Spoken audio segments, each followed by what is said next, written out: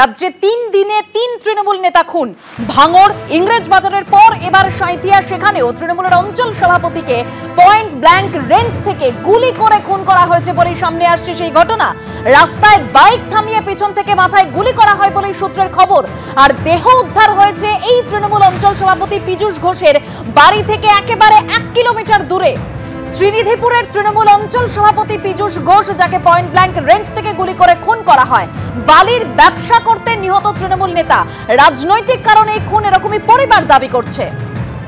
নিহতের স্ত্রী তিনি যেটা স্পষ্ট অভিযোগ করেছেন, আগেও আপনাদের সামনে সেই বক্তব্য তুলে ধরেছিলাম যে গোটাটাই রাজনৈতিক কারণে, রাজনীতির কারণেই তার স্বামীকে খুন করা হয়েছে।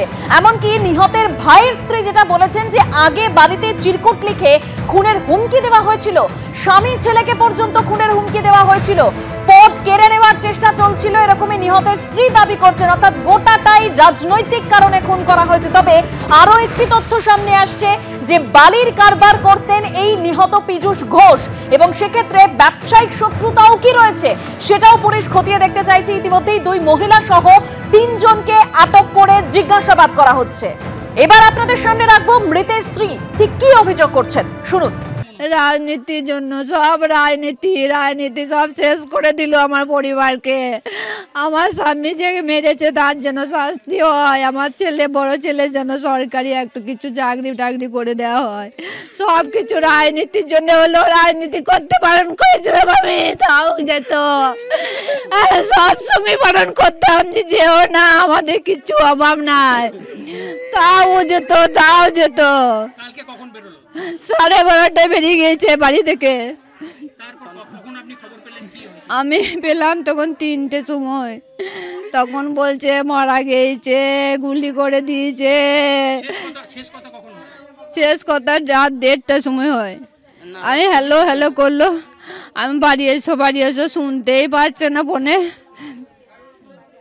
আমার স্বামীর জন্য শাস্তি চাই। আমার স্বামী কেন মারলো? আমার স্বামী কারোর ক্ষতি করে নাই, আমার স্বামী ভালো ছিল।